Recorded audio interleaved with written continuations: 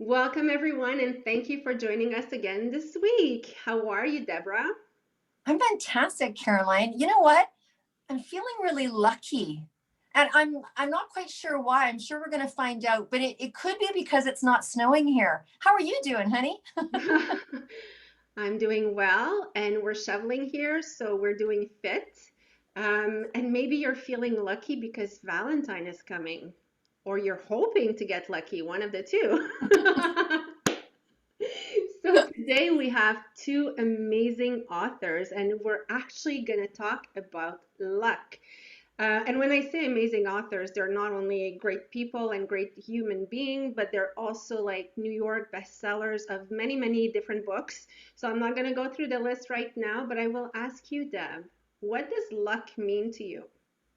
Oh, well, am I going to play on this word all night? But I'm like, am I lucky? I'll tell you, I've had that question thrown at me for a long time because, as you may or may not know, our family is really, we have a kind of a reputation for giving multiple names. My daughter's Chloe Celeste Therese, and my son is Ocean Kennedy Blue. Well, my mother's name is Lucky Audrey Aileen. And so, having a mother with the name Lucky, people would ask you, are you lucky? Did your mom get lucky? All through my life. But I'll tell you, interesting story, because like, how does she end up with a name like Lucky? Well, my grandmother, bless her soul, was a very, very spunky lady for her time. And the reason why my mother's name is Lucky is because that was the name of the sailor that my grandmother had a little rendezvous. So it is quite genetic, but also being half Irish helps. I am a love of the four-leaf clover. And I was just doing an interview and drinking my tea out of my Guinness cup. So honestly, I feel like luck is always all around. And you know what? I'm one of those people that if I find like a nickel or a dime or a quarter on the street, I'm like, oh, this is my lucky day. Now I know there's more to luck, and I'm looking forward to the interview because I know there's more to just the serendipity part of luck. But It's I so mean, it's in funny. my genetics. So that lets me ask you, No, no, Caroline. no, wait. It's just so funny that you say when I find a nickel on the ground or a penny, because you just told your age there. Because the new generation, when they see a penny, there's like, what's that? It's dirty, and they leave it there and they move along. So I'm sorry, I was just thinking about my teenagers. They would be like, why are you picking up this? Because I'm like you. But then, my thing was like when you pick up uh, when you find a penny or anything, you have to pick it up, you make a wish, and you have to throw it behind you. So, anyway, um, what was your question? My question is, you just dated yourself because I've never heard the throwback over. I'm keeping that money and I'm putting it in my pocket. But my question to you before we get into listening to more brilliant information is, Caroline, when's the last time you got lucky? Um, I'm not sure I can talk about that on air. No, when is the last time I got lucky? When I met you. There we go. There we go. And you know what? If I had a mother that was named Lucky, every single time someone would have asked, like, your mom, are you lucky? I would say, no, but she is. She got me. you know. So why don't we stop being silly and talk about, luck, but in a very different way. Today we're welcoming the two authors of the book named Conscious Luck, and I'm just reading it through right now, and it's absolutely phenomenal. The fact that luck is not as coincidental as we think it is. You can actually work on it. So, people, this book, Conscious Luck, you have 3 days to read it before Valentine's. It may help you, but let me welcome Gay Hendricks and Carol Kline, the two authors of this amazing book. Welcome. Thank you very much. It's really great to be with you. Very nice. Thank you for having us. It's a pleasure. It's a pleasure. And we were talking a little bit prior to starting the recording, and we were talking about all of the bestsellers that you have. And we don't even have the time to talk about them all here because there's so many. But let's focus on Conscious Luck today. And I'm gonna start by asking you, how did this book come to be? Like, How do someone sit there one day and be like, you know what, I'm going to write about luck? Well, what happened was originally, after my book, The Big Leap, came out, which was about 10 years ago, I kept thinking about the subject of luck, and I wanted to have my next book be about luck. But then I made a bunch of notes for it and wrote a few chapters and that kind of thing. And then I put it aside because I got really fascinated with writing novels. I've written a number of mystery novels. And so I wrote a number of mystery novels between 2012 and last year. And so I was busy writing novels, mystery novels, and trying to get them launched up on the big screen and that kind of thing. And so I put away Conscious Luck, but it was always in the back of my mind. And I'm blessed and lucky to live in the same little town in California as my co-author, Carol Kline, who's a very distinguished author whom I had met originally. Jack Canfield and I wrote a book together way back probably 15 years ago, and Carol helped with that. And I kind of fell in love with her back then and how she writes and what she does and how she is as a human being. So I kept bumping into Carol at the farmer's market and places around town. And when I would bump into her, she would always say, "What, Carol?" Well, he missed one little piece, is that he sent me that conglomeration of ideas in 2012 and said, "What do you think of this?" And I was immediately entranced by the two words, conscious luck. I'd never heard them put together. Luck was something random and consciousness was something intentional. It was like, how do those go? So he sent me this thing, and it was a fantastic idea. It wasn't ready for prime time. It needed work. So I said, I think this is fantastic, but it needs work. And he said, and he went on, put it on the back burner, did his fantastic, by the way, mystery novels. He has two series, one about what was it? He's a Tibetan monk, ex-Tibetan monk. Yes, he was born in a monastery. His father was a monk who was the head of the monastery, and his mother was a Western spiritual seeking hippie who came to the monastery on the borderline of Tibet and India. And then my guy, Tenzing Norbu, who is my hero, came to the US as a part of a thing when he was 16 and ended up becoming a policeman and then a private detective. And so he's a Tibetan Buddhist private detective in Los Angeles. And my other series is completely different. It's about a kind of a randy Victorian aristocrat named Sir Errol Hyde, whose family had originally had Hyde Park, and that was their family home. But now he's kind of an impoverished aristocrat, but he has a lot of adventures, and I have 3 novels about him and 3 more in the can. So he's kind of one of my pet projects. So I couldn't complain because I love these mysteries, but I kept running into Gay and saying, "Hey, what are you going to do with Conscious Luck?" And he'd say, "Nothing, not right now." Finally, the last time we met in 2017, we ran into each other at that moment, and I said, "Gay." She tackled me over by the zucchini stand. I said, "You gotta do something with Conscious Luck." And he was like, "Funny you should say that. I've been thinking about it." And I went home, and it's interesting because the book has 8 secrets of how to become more intentionally lucky. And one of them I didn't realize I was going to be using. I was home chopping vegetables, chopping that zucchini that I had bought, and I thought I should just call Gay and say, I will offer to write that book with you. And part of me is going, don't be a dummy. If he wanted that book done, he would do it himself. I was trying to second guess myself, talk myself out of it. And then I said, what do I have to lose? So I emailed him. I was too chicken. I emailed Gay and I said, "Gay, I'd really like to offer to do this book for you." And Gay, in the most generous way possible, because Gay is a very generous guy, he said, "Oh, the world needs a Hendricks Kline collaboration." And so we were off to the races. I had taken a 5-year sabbatical from writing from 2012 to 2017.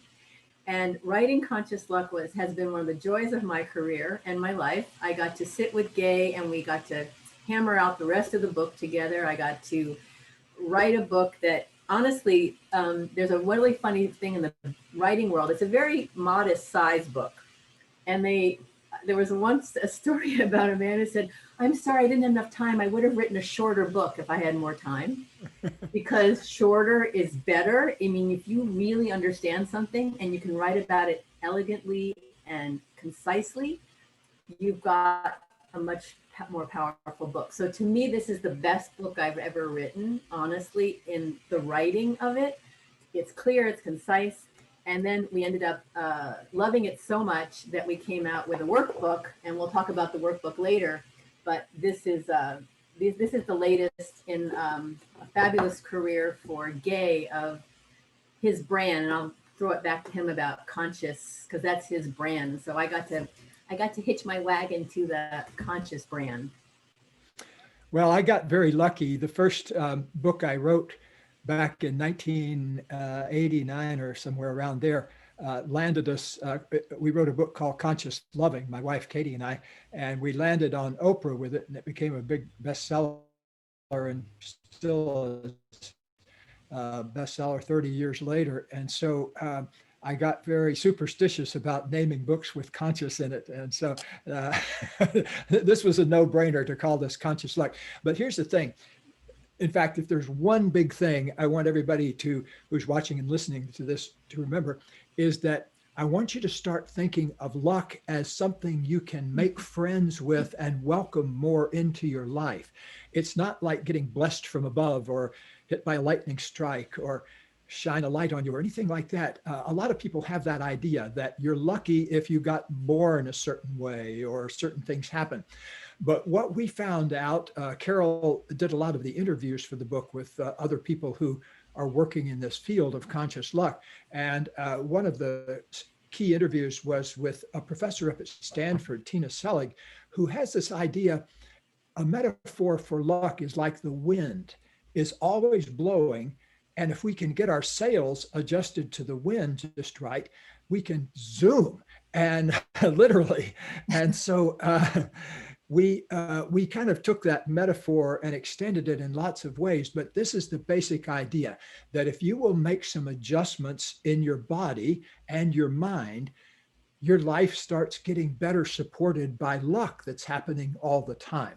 And so our book just lays out a carefully detailed set of things you can do to make those little mental tweaks. You know, you're doing just fine the way you are, but if you tweak the machinery just a little bit, you'd be supported by luck in a whole different way. And we have tons of examples of that, going back to the one example I shared in the book, going back to the time I was 14 years old, where I originally got this idea was when I was sitting next to a kid at a movie theater where they were going to have a drawing. And this kid leaned over to me. I knew him a little bit. He went to my high school, but I didn't know him real well. And he kind of nudged me and says, "Watch this. I'm going to win one of these prizes." They were giving away 3 prizes, and the best of them was a wristwatch. Pretty big thing. This was in 1959. And so the wristwatch had just been invented. No, I'm just kidding about that part. But wrists had just been invented. And so it was a kind of a good prize to get. So this kid jostles me and says, "Watch this. I'm going to win one of these." I said, "Okay." Sure enough, they drew his name out and he won the top prize, the wristwatch. And then the movie started, and I didn't get to ask him how he did that. But after the movie, I was kind of on him right away. He said, "I've never seen anything like that. How did you do that?" And he said, "One day I just made up my mind to be one of the lucky ones." So he made a conscious choice to invite luck into his life. And he told me from that point on, things like that happened to him all the time. Interestingly enough, once I adopted his point of view, I ended up, there was a contest they ran every Thursday on the radio in Leesburg, Florida, where I grew up. And I always tuned into that program. And I won so many times that they eventually disqualified me. I think I won something like 13 times. And so I had a chance to put it into practice right away, because right after I made that shift of myself deciding to be lucky, I found a very valuable coin collection in a satchel on the street and was able to return it to its owner, who rewarded me with a coin collection worth more money than I'd ever seen in my life at one time. And so that was when I was 14 years old. So that kind of made a true believer in me in all sorts of conscious ways that we can change our lives and make our lives more lucky in love. I got lucky in love too. I'm not only lucky with co-authors, but I met the woman of my dreams 40 years ago and managed to persuade her in one short 10-second conversation that I was the right guy for her. And here we are, just celebrated our last anniversary here, our 40th anniversary of meeting each other here. And so I believe luck can be imported into all sorts of different areas of our life. The first step is to be willing, just to be willing to be luckier today than you were yesterday, and willing to be luckier tomorrow than you were today.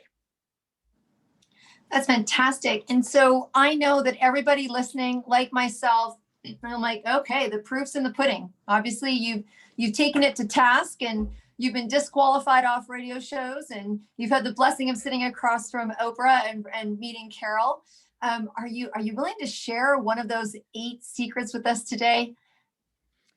While I mentioned, I'll toss this over to Carol, but I wanted to mention, I just mentioned willingness, and I want to stress that again hard, because the first step in any kind of big life transforming change is to first be willing to have the change.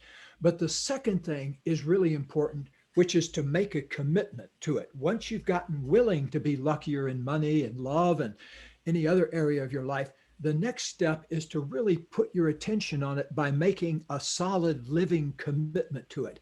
I commit to being luckier today than I was yesterday. I commit to being luckier tomorrow than I am today. So that's a good starting point. Thank you, Gay.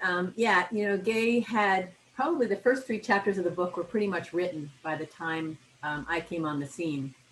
And the first one was, there are 4 foundational practices that we have in our 8 secrets. The first 4 are committing to luck.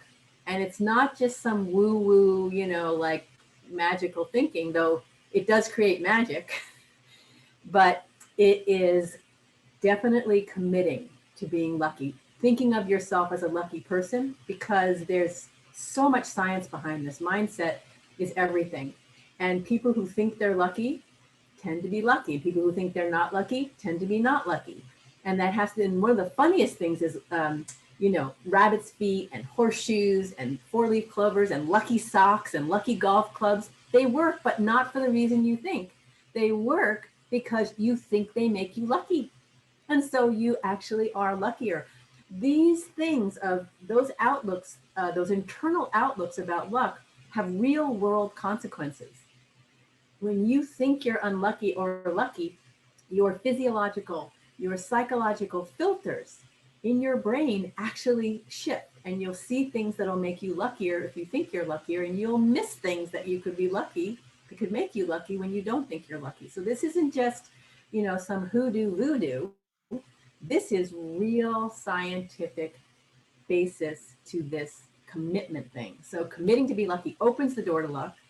Then you have to release the barriers to luck you have. And that's one of Gay's really huge contributions. And I'll let him talk about it when I finish I'm going to go a little quicker now through the other 8 secrets.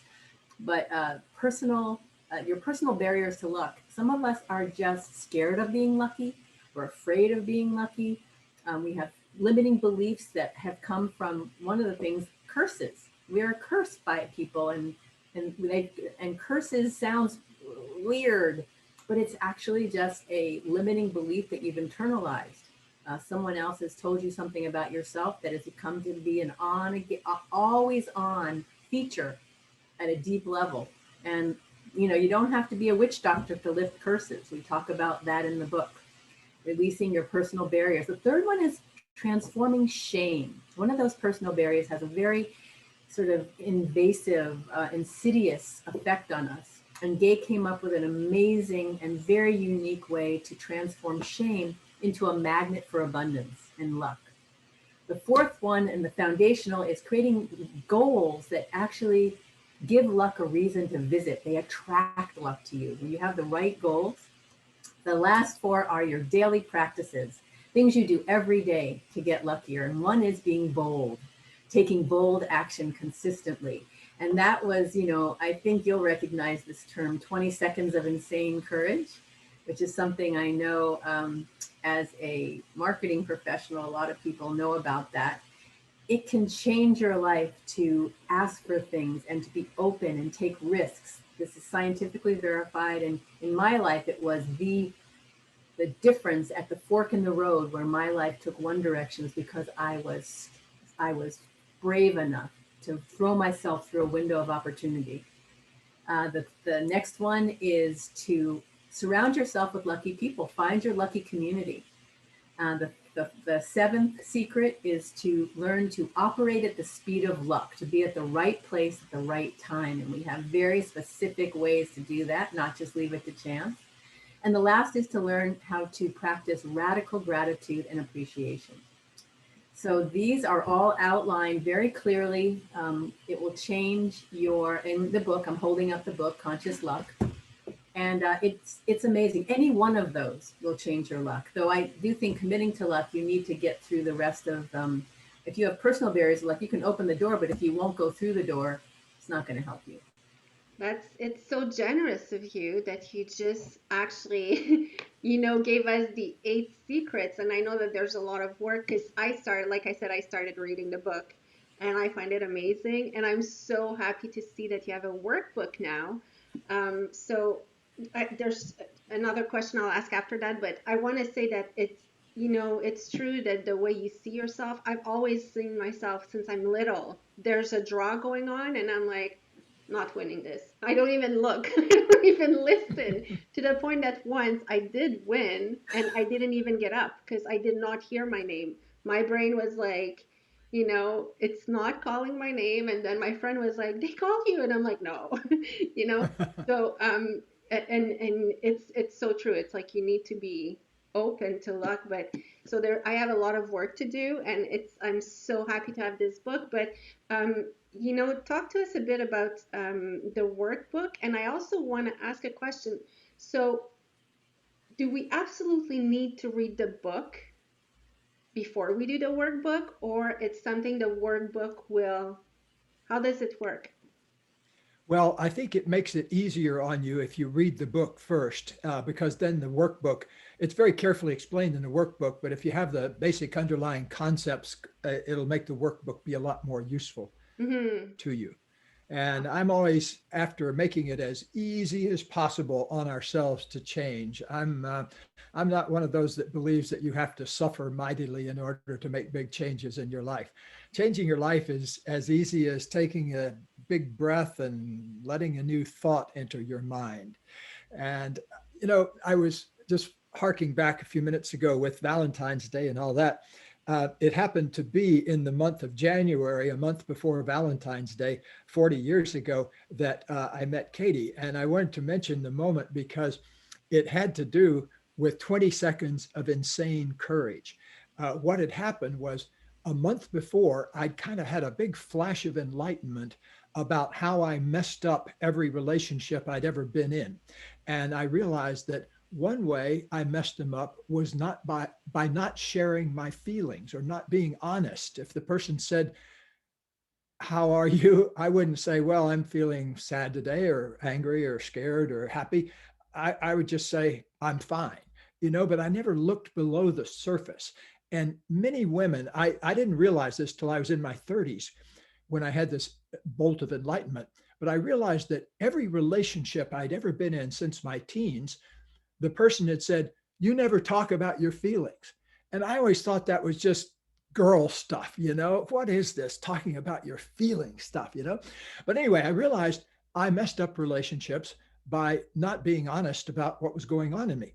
The second way I messed them up was by getting into blame and criticism. If I got criticized about something, then I'd criticize the other person back, and then we'd get into a blame back and forth. So anyway, I had this big bolt of enlightenment where I realized if I simply be honest in my relationships and I take responsibility for stuff that comes up rather than blaming, I've got it made. So I had this great conversation. I saw Katie across a crowded room and she just had this special look about her. And I made a note, I got to talk to this woman before the night is over here. As it happened, she came over to ask me a question. And so neither one of us to this day remember what the question was, because I said, by the way, I want to let you know that as I looked across the room, I felt very attracted to you. And I want to ask you out for a cup of coffee or something. But first, I need to let you know that I just discovered a month before how I mess up every relationship I've ever been in. And so I had this big realization that I mess it up by not telling the truth and not taking responsibility. And I said, on those terms, would you like to have a cup of coffee with me?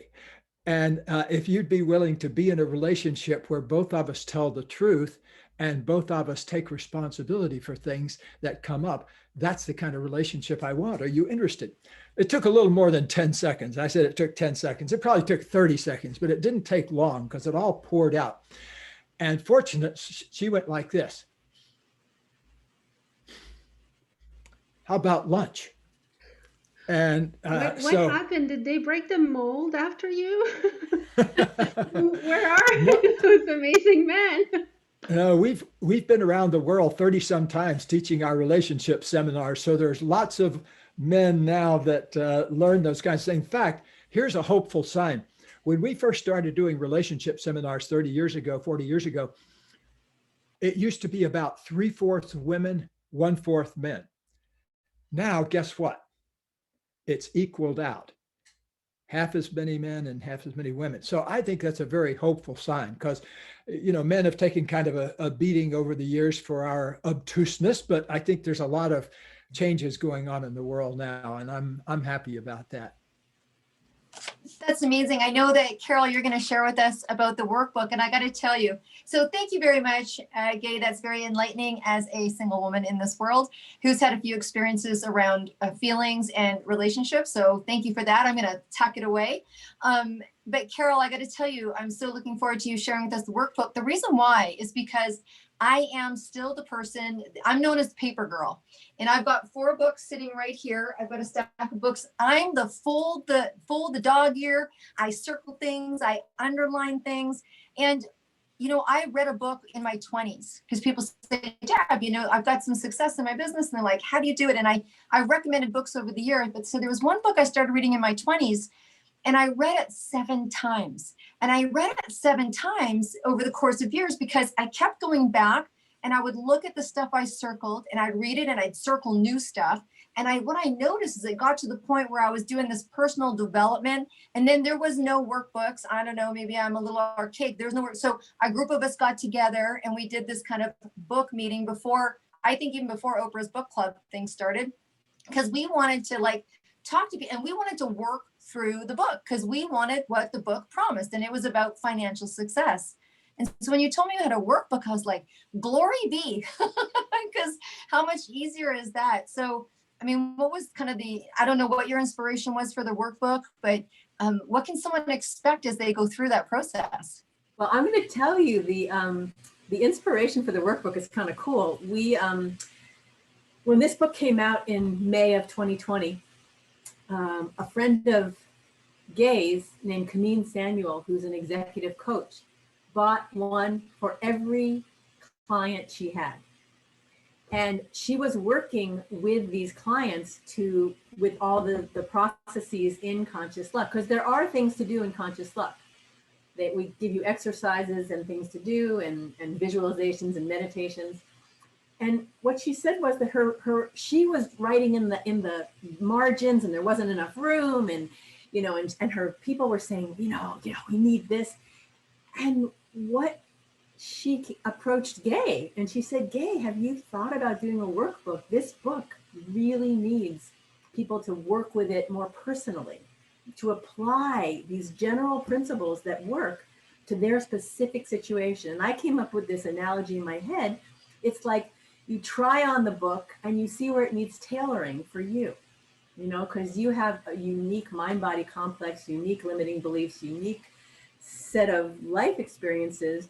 And so some of these secrets will be like no big deal, like rolling off a log, and some will require a little more digging, like where did that idea come from? Where did that limiting belief come from? How can I apply this in my life? So I was lucky enough, Gay said, Kameen, great idea. why don't you meet Carol? And so we all worked on this book together. Kameen and I kind of got to do a lot more of the everyday. Gay is always, full of the great ideas, and we jumped around and made the sausage. And it is this book, Conscious Luck Workbook.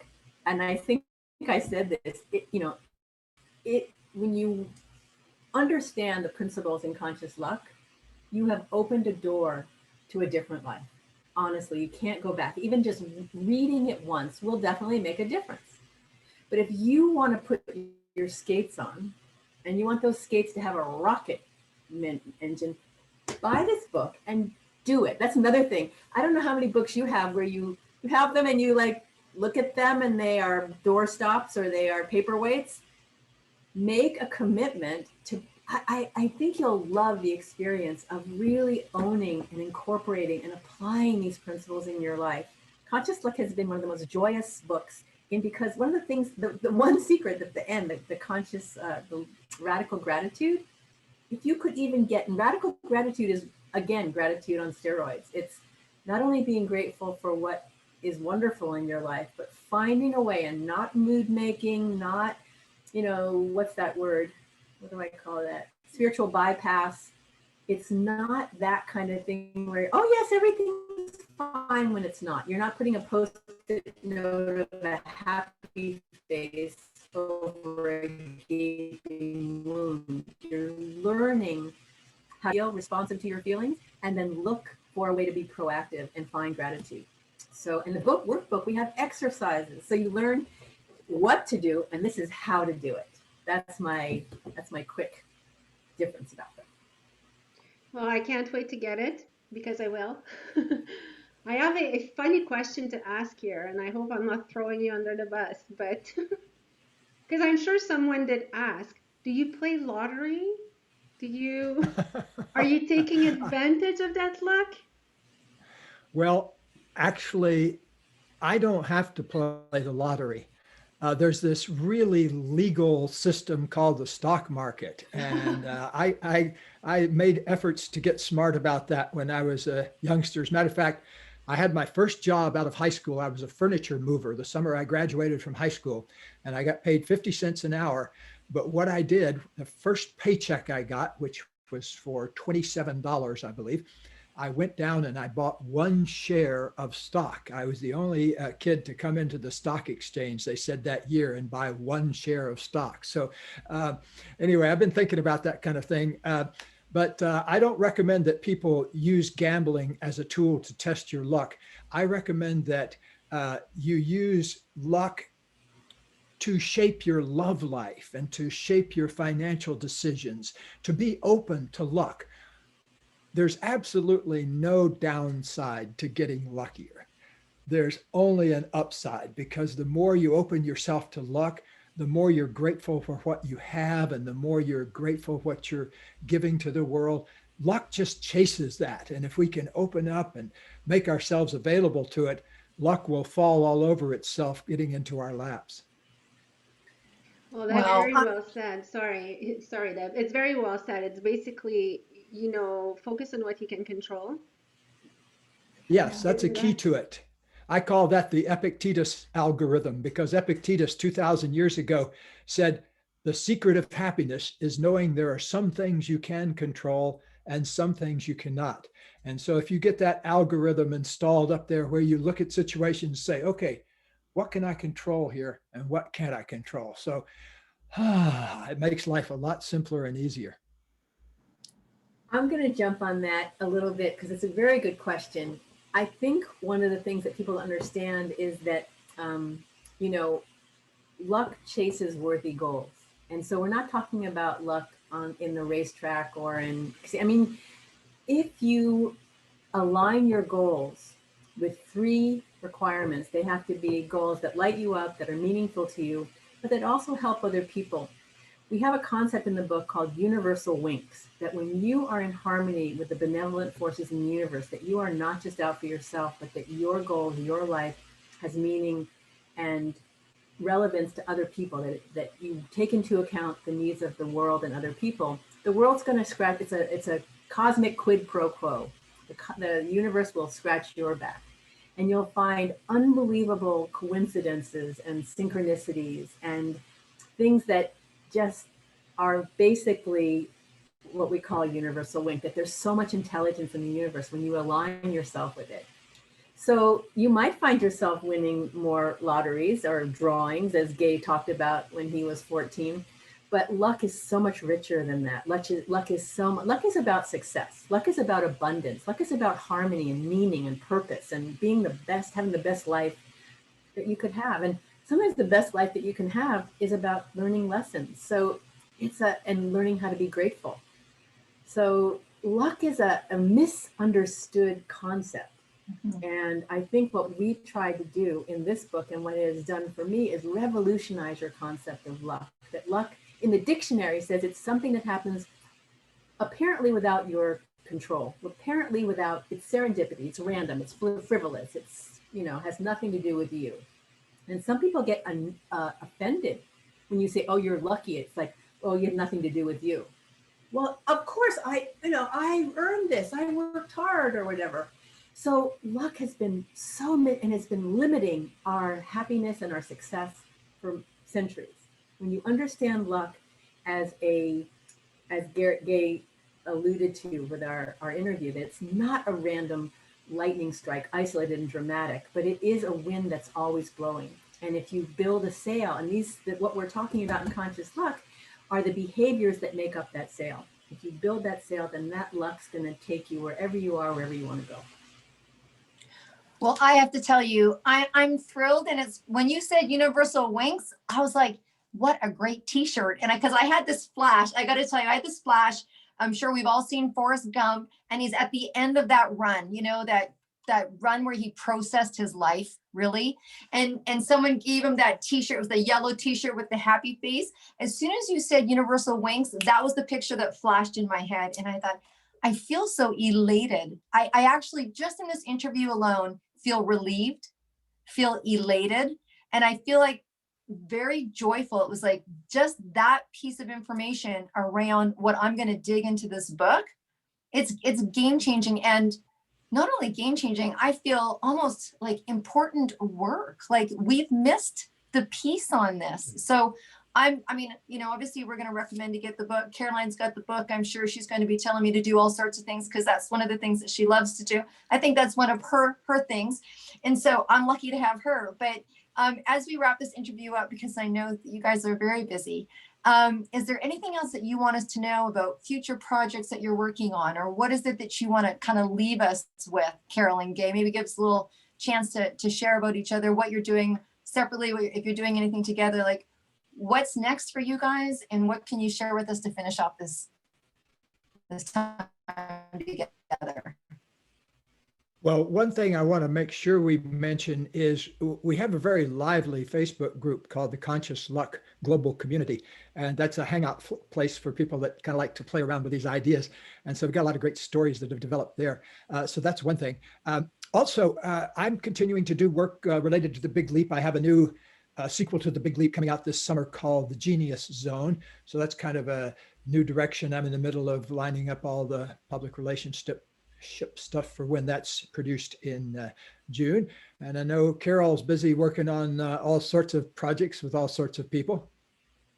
Yeah, and Gay, I want to just make sure people know that The Big Leap can really change your life. That book was one of the most powerful books because we can know what to do, but those barriers that stop us. And we found that there was this upper limits problem, and he calls it, I thought it was ULP, but it's ULP, as in gulp without the G. So these ULPs, these upper limits, and if we started, we'd have you should have another podcast with Gay, but there is a luck ULP. And we found that people were limiting their own luck because of they hit against the ceiling and they couldn't get above it. So I'm excited because Gay and I might be working later on. I'm a workbook fanatic now. So I'm hoping we can do you have to become an expert on that. So I'm going to learn more about it for myself and then learn how to help other people. I am doing some writing projects, writing for hire, manuscript critiques. I'm having a grand time getting back into my writing. And we have a website that we highly recommend, consciousluck.com. You can buy this book anywhere you buy books, but if you buy it, make sure you keep your receipt and go to our website, consciousluck.com. Enter your receipt number and you get all kinds of really cool bonuses. We have a self-assessment to see where you need. I recommend, Caroline, that you do that even before you read the book, so you can tell, oh, I really need to focus on this chapter. We have meditations, luck activation, 3 minutes in the morning, 3 minutes in the evening with our Gay and I recorded them. We have, question and answer things. We have all kinds of fun stuff. And then there's consciousluck.com/workbook. And again, buy the book, put your thing in, and there are bonuses there. So I want to thank you. This has been one of the most fun interviews. You guys have such great energy. Well, thank you. Thanks a lot. This is really a lot of fun. I wish you really well with your enterprises. Well, thank you, but I really don't want to let you go before, Carol, you mentioned, I want you to take 2 minutes to talk about Happy for No Reason and Love for No Reason, that are two other amazing books from you. And yes, I really want to hear a little about it. Sure. Well, you'll read in Conscious Luck, you'll hear about how I became an author. I was in my 30s when I started writing. I had a very varied career. And I wrote Chicken Soup for the Soul books. And then I wrote Happy for No Reason and Love for No Reason. But actually, I wrote a book with Gay and Jack Canfield called You've Got to Read This Book.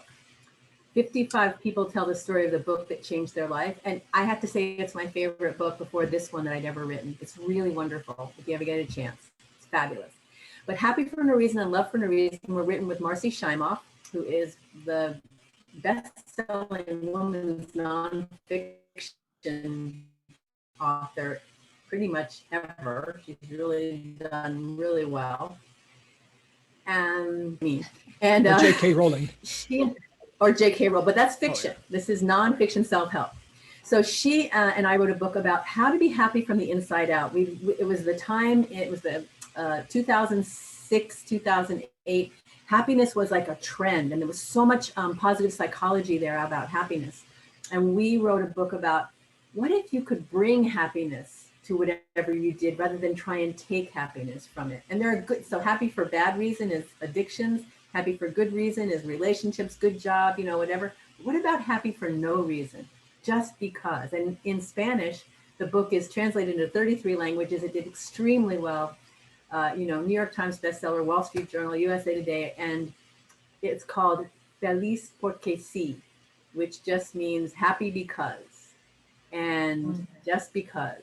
So if you, and Love for No Reason was her brand was for no reason. And so our next book was about how to have love, not because of someone deserves it or whatever, but because you're a fountain of love, to experience yourself as an open heart.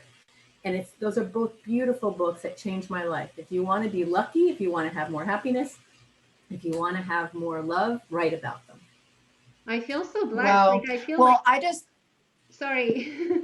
I feel like today we're so blessed. We will learn how to be happy for no reason, love for no reason, and then have conscious love, and then have conscious luck. So a few books to read before Valentine's, guys, if you wanted to be successful. But honestly, I feel like we're meeting two legends right now. And thank you so much. Like, I honestly feel, so grateful. And thank you so much. And I will let you close, Deb, because I know you like to have the last word. Oh, see, it's right there. It's right there. So in French, I've learned that that's called throwing the pot. So instead of giving you flowers, which you beautiful people gave to me today, Caroline's here to throw the pot. And anyways, throughout all the banter, of course, I just really simply, there's only really 2 words that you can say for people like yourself that take this much time and energy and effort to be brave first. I mean, that's really the truth, right? Why do people buy your books, and why do we want them to buy your books, and why do we buy your books? Is because you did it first. So you braved up and you became transparent, which I only have a snippet of what it's like to be an author, because both myself and Caroline just authored in our first book. And it was a very cathartic experience. And it was really sharing a piece of ourselves. So I want to say thank you from that side of it. I want to say thank you from putting yourself into something that other people benefit and being transparent, which honestly, I don't care how many times you do it, it takes off another layer. So I just want to say thank you for going first. Thank you for going first and sharing what you do with what you do. And I know that we'll have you back on the show again, maybe when myself and Caroline do the next book. And so I just feel like I've met two friends today, and I'm very appreciative of it. So Caroline, of course, I'm going to let the pot go there, and I'm going to send you some flowers. I'm grateful for yourself as well. Thank you. And you got the expression wrong, by the way. It's just like in French when we say when we throw someone flowers, you need to be careful, the pot is coming. So when I throw you flowers, you need to be careful. That's the expression. But thank you again, everyone, for tuning in this week. Thank you so much, Carol Kline. Thank you so much, Gay Hendricks. It was beautiful, and we'll see you next week.